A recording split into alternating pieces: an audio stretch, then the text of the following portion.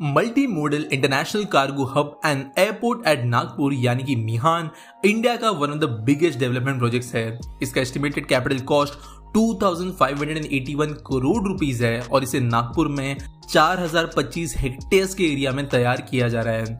तो आखिर ये प्रोजेक्ट है क्या और क्यों इतने बड़े प्रोजेक्ट के लिए नागपुर को चुना गया और इस प्रोजेक्ट की वजह से पब्लिक को क्या फायदा होने वाला है, इसी के बारे में आज हम जानेंगे।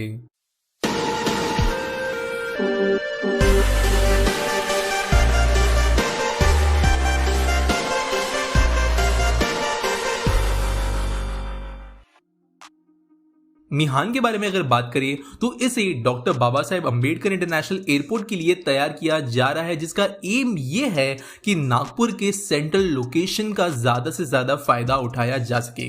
अगर आप जियोग्राफी जानते हो इंडिया की किस तरीके से है, तो अप्रोक्सीमेट सेंटर जो इंडिया का आता है वो नागपुर के पास में है और इंडिया का जो जियोग्राफिकल सेंटर आता है एग्जैक्टली उसके पास में जो सबसे बड़ी सिटी निकल कर आती है वो नागपुर ही है, जिसके वजह से ये एक मेन डिस्टेंस पर पड़ता है सारे के सारे इंडिया के अलग अलग जगहों के लिए और इसके कारण लॉजिस्टिक्स, ट्रांसपोर्टेशन और शिपिंग इंडस्ट्री के लिए ये एक काफी ज्यादा इंपॉर्टेंट लोकेशन निकल कर आता है। और इसी के लिए फिर चाहे रोडवेज हो, रेलवेज हो या दूसरी तरीके की कनेक्टिविटी को यूज करते हुए नागपुर को एक कार्गो हब फॉर इंडिया बनाने की कोशिश की जा रही है।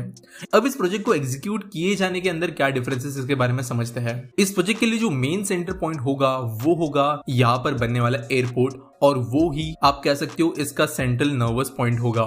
इसे बनाने के लिए महाराष्ट्र की सरकार ने महाराष्ट्र एयरपोर्ट डेवलपमेंट कंपनी या MADC की स्थापना की है, जो 14 मिलियन पैसेंजर्स पर एनम और 0.87 मिलियन टन ऑफ कार्गो संभालने की कैपेसिटी के साथ में तैयार किया जा रहा है और ये इंडिया के लिए अब तक का सबसे बड़ा कार्गो हब को ध्यान में रखते हुए बनाया गया एयरपोर्ट प्रोजेक्ट होगा। मिहान को बेसिकली दो पार्ट्स में डिवाइड किया गया है। पहला जो इंटरनेशनल एयरपोर्ट है ये बनाया जाने वाला है 1364 हेक्टेयर्स एरिया के अंदर, जहां पर किसी भी समय 50 एयरक्राफ्ट उतर पाएंगे। उनके लिए पार्किंग स्पेसेस होंगी, ब्रिजेस होंगे, बेस होंगे, इसके हिसाब से इसे डिजाइन किया गया है। इसके अलावा 3 मिलियन स्क्वायर फुट की एक टर्मिनल बिल्डिंग भी डिजाइन की गई है, जो कि सेपरेट होगी यहाँ के कार्गो कॉम्प्लेक्स बिल्डिंग के कंपैरिजन में। यानी कि ज्यादातर एयरपोर्ट्स के अंदर हमें जो देखने के लिए मिलता है कार्गो एरिया को काइंड ऑफ एयरपोर्ट का हिस्सा बना दिया जाता है, वो यहाँ पर नहीं होगा और कार्गो को यहाँ पर सेपरेट रखा जाएगा।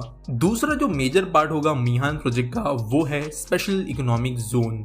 SEZ को एयरपोर्ट के साथ साथ में ही 2086 हेक्टेयर्स के एरिया में डेवलप किया जा रहा है, जिसमें से 1472 हेक्टेयर्स की जो जमीन है उस पर प्रोसेसिंग यूनिट्स को सेटअप किया जाएगा। यानी जो शिपिंग के अंदर सॉर्टिंग सेंटर्स होते हैं, कोई छोटे मोटे मैन्युफैक्चरिंग हब्स होते हैं, ट्रांसपोर्ट कंपनीज के लिए जो लगने वाली जरूरी चीजें होती है, ये सारी चीजों को 1472 हेक्टेयर्स में सेटअप किया जाएगा, जबकि जो बची हुई 614 हेक्टेयर्स जमीन है इसे सर्विसेज के लिए इस्तेमाल किया जाएगा। सर्विसेज से यहाँ पर मेरा मतलब ये है कि इस जमीन पर फिर चाहे वो फाइनेंशियल इंस्टीट्यूशंस हो, इन शिपिंग कंपनीज के लिए, इन ट्रांसपोर्ट कंपनीज के लिए जो जो सर्विस नेसेसरी होती है, फिर चाहे वो इंटरनेशनल लिंकेजेस हो, कमोडिटी एक्सचेंज हो, करेंसी ट्रांसफर्स हो और बहुत बड़ा जो एक प्रोसेस होता है एक्सपोर्ट इंपोर्ट के लिए, वो सारी चीजें संभालने के लिए इन 614 हेक्टेयर्स ऑफ जमीन का इस्तेमाल किया जाएगा।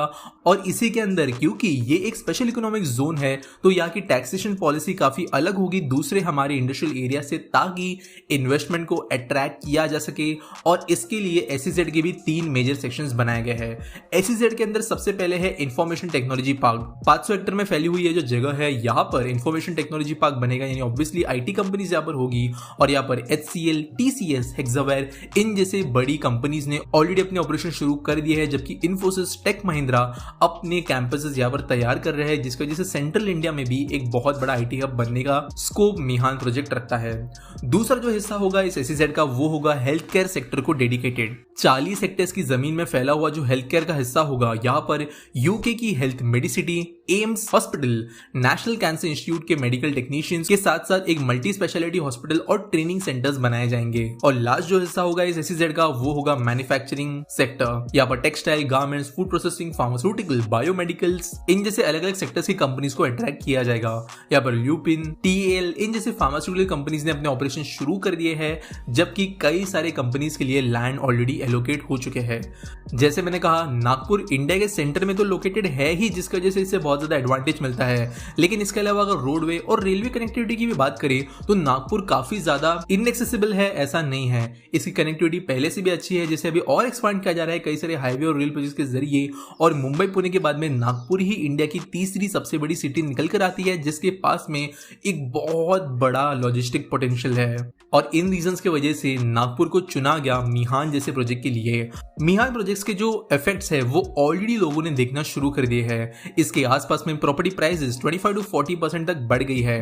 इस पूरे के पूरे प्रोजेक्ट के हिसाब से अगर हम बात करें तो 12 मिलियन लोगों को डायरेक्टली और इनडायरेक्टली यहाँ पर रोजगार मिलेगा, ऐसा बताया गया है, जबकि 30,000 लोग यहाँ पर ऑलरेडी काम करते हैं।